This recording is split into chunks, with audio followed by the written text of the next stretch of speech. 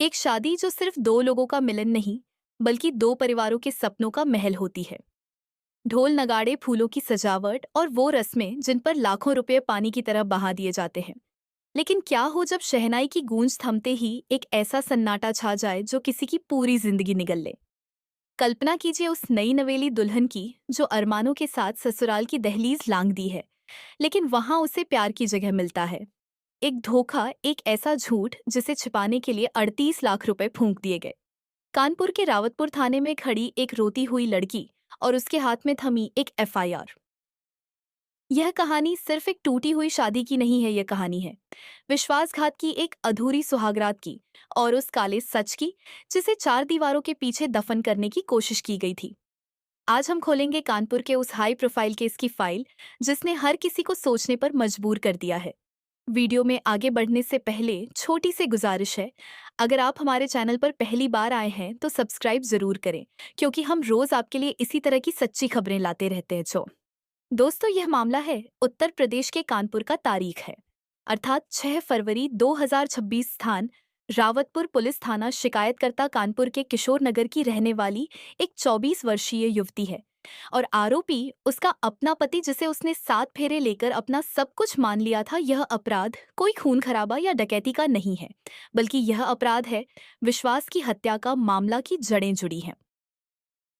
अप्रैल 2025 से जैविक पिता ने अपनी बेटी की शादी में अपनी जिंदगी भर की कमाई लगा दी थी, लेकिन आज शादी के महज 10 महीने बाद वह बेटी पुलिस के सामने खड़ी है और अपने पति, ससुर और जेठ पर धोखाधड़ी और मानसिक प्रताड़ना के गंभीर आरोप लगा रही है।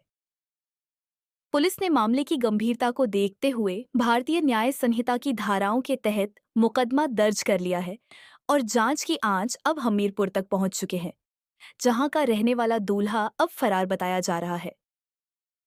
आखिर वह कौन सा राज्य था जो सुहागरात की रात ही दुल्हन के सामने आ जाना चाहिए था, लेकिन उसे महीनों तक छिपाया गया। कहानी को समझने के लिए हमें थोड़ा पीछे चलना होगा। 25 अप्रैल 2025 कानपुर का किशोर नगर इलाका जश्न में डूबा हुआ था। एक पिता के लिए उसकी बेटी की शादी किसी त्योहार से नहीं होती। लड़की के परिवार ने शादी में कोई कसर नहीं छोड़ी थी। रिपोर्ट्स के मुताबिक शादी का कुल खर्च लगभग 38 लाख रुपए आया था। हमीरपुर से बारात आई थी। लड़का देखने में शरीफ, सुलझा हुआ और एक अच्छे परिवार से ताल्लुक रखता था। होटल की बुकिंग, सोने चांदी के भारी जेवर, मेहमानों की खातिरदारी और एक शानदार विदाई, सब कुछ बिल्कुल वैसा ही था जैसा किसी बॉलीवुड फिल्म की शादी में होता है। 26 अप्रैल 2025 को जब दुल्हन की विदाई हुई तो उसकी आंखों में आंसू तो थे, लेकिन मन में एक नए जीवन की उम्मीद भी थी। लेकिन यहाँ हमें भारतीय शादियों के स्याह पक्ष को भी समझना होगा, जहाँ अक्सर दिखावा सच्चाई पर भारी पड़ जाता है। लड़की के पिता ने सोचा कि उन्होंने अपनी बेटी का हाथ एक काबिल इंसान के हाथ में दिया है। उन्हें नहीं पता था कि जिस लड़के पर वो 38 लाख रुपए खर्च कर रहे हैं, उसके परिवार ने उनसे एक ऐसी बात छिपाई है जो किसी भी वैवाहिक जीवन की नींव होती है। दूल्हे का परिवार, जो हमीरपुर का प्रतिष्ठित परिवार माना जाता था, एक बहुत बड़े झूठ के सहारे इस रिश्ते को जोड़ रहा था। 26 अप्रैल की रात दुल्हन अपनी ससुराल हमीरपुर पहुंचती है। सुहागरात, जिसे एक नवविवाहित जोड़े के लिए नई शुरुआत माना जाता है, जहां से दो जिस्म एक जान बनने का सफर शुरू होता है। सजी हुई सेज पर बैठी दुल्हन अपने पति का इंतजार कर रही थी। पति कमरे में आया, लेकिन उसके चेहरे पर भी खुशी या उत्सुकता नहीं थी जो होनी चाहिए थी। उसने थकान का बहाना बनाया। उसने कहा, आज सफर की वजह से बहुत थक गया हूं, सो जाते हैं। दुल्हन ने इसे सामान्य माना, आखिर शादियों की भागदौड़ में थकान होना लाजमी है। उसने कोई सवाल नहीं किया। अगले 4 दिन तक यही सिलसिला चलता रहा। कभी सिरदर्द, कभी शर्म, कभी नींद। पति हर रात कोई न कोई बहाना बनाकर करवट बदलकर सो जाता। पत्नी को लगा शायद उसका पति शर्मीले स्वभाव का है, उसे थोड़ा वक्त चाहिए। 4 दिन बाद रस्म के मुताबिक वह अपने मायके वापस आ गई। कुछ दिनों बाद पति उसे लेने आया। इस बार वह हमीरपुर नहीं बल्कि नोएडा गए। पति नोएडा में काम करता था और वहां अपने ताऊ के फ्लैट में रहता था। पत्नी को लगा कि शायद संयुक्त परिवार की भीड़भाड़ से दूर एकांत में नोएडा के उस फ्लैट में उनके रिश्ते सामान्य हो पाएंगे। लेकिन नोएडा में जो हुआ उसने दुल्हन के सब्र का बांध तोड़ दिया। 1 महीना, पूरा 1 महीना वे दोनों फ्लैट में साथ रहे हैं, एक ही छत के नीचे, एक ही कमरे में। लेकिन पति ने अपनी पत्नी को हाथ तक नहीं लगाया। वह ऑफिस जाता आता, खाना खाता और सो जाता। पत्नी ने जब भी करीब जाने की कोशिश की, पति ने उसे झिड़क दिया, यह बात टाल दी। धीरे धीरे उस नई नवेली दुल्हन को वह कड़वा सच समझ आने लगा, जिसका डर हर औरत को होता है। उसे एहसास हो गया कि यह कोई शर्म या झिझक नहीं है, ये एक शारीरिक अक्षमता है। उसे समझ आ गया कि उसका पति नपुंसक है और दाम्पत्य जीवन के सुख देने में असमर्थ है। वो सपने, वो 38 लाख की शादी, वो सारे अरमान, सब उस नोएडा के फ्लैट की खामोशी में दम तोड़ चुके थे जब पानी सिर से ऊपर चला गया। ऊपर चला तो लड़की ने चुप्पी तोड़ी। उसने अपने ससुर और पति के बड़े भाई को फोन लगाया। उसने सोचा था कि शायद ससुराल वाले उसकी मदद करेंगे, शायद उन्हें इस बात का पता नहीं होगा। लेकिन यहाँ कहानी में एक नया मोड़ आता है। ससुराल वाले हैरान नहीं हुए, उन्हें सब पता था।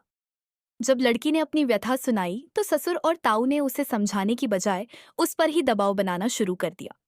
उन्होंने कहा, देखो तुम पत्नी बनकर रहो, हम उसका इलाज करवा देंगे, हमारे पास पैसे हैं, हम सब संभाल लेंगे। ये बहुत बड़ा कबूलनामा था। इसका मतलब था कि शादी से पहले ही लड़के के परिवार को उसकी बीमारी के बारे में पता था।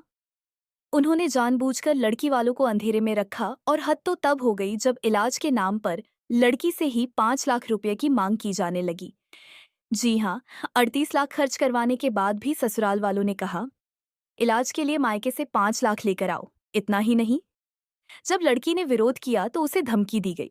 उसे कहा गया, अगर तुमने यह बात घर की चारदीवारी से बाहर किसी को बताई तो समाज में तुम्हें ही बदनाम कर देंगे, कह देंगे कि लड़की में ही खोट है। यही वह पल था जब लड़की ने तय किया कि वह अब और नहीं सहेगी। वह वापस अपने पिता के घर कानपुर लौटी और 18 फरवरी 2026 को रावतपुर थाने में कदम रखा। पुलिस स्टेशन में जब उसने अपनी आपबीती सुनाई तो वहां मौजूद पुलिसकर्मी भी हैरान रह गए। रावतपुर थाने के प्रभारी कमलेश राय ने तुरंत एक्शन लिया। लड़की की लिखित शिकायत के आधार पर पति, ससुर और जेठ के खिलाफ एफआईआर दर्ज की गई। पुलिस ने माना कि यह मामला सिर्फ विवाहित विवाद का नहीं बल्कि धोखाधड़ी का है, क्योंकि सच्चाई छिपाकर शादी की गई थी। अब सवाल यह उठता है कि आखिर ऐसा क्यों होता है। हमारे समाज में मर्दानगी को लेकर एक झूठा अहंकार है। अगर किसी लड़के में कोई शारीरिक कमी है तो परिवार उसे स्वीकार करने और इलाज कराने की बजाय उसकी शाह कराकर सब कुछ ठीक करने की कोशिश करता है। उन्हें लगता है कि लड़की आएगी तो सब ठीक हो जाएगा। लेकिन इस प्रक्रिया में उस लड़की की जिंदगी का क्या, मनोवैज्ञानिक कहते हैं कि ऐसे मामलों में पीड़ित पत्नी को दिमागी तौर पर गुमराह किया जाता है। उसे महसूस कराया जाता है कि शायद उसी में कोई कमी है या उसे ही समझौता करना चाहिए। कानपुर का यह केस भारतीय न्याय संहिता के तहत एक गंभीर अपराध की श्रेणी में आता है। पहला, धोखाधड़ी, 38 लाख रुपए का खर्च और एक महत्वपूर्ण तथ्य को छिपाना। दूसरा, मानसिक क्रूरता, लड़की को धमकी देना और ब्लैकमेल करना।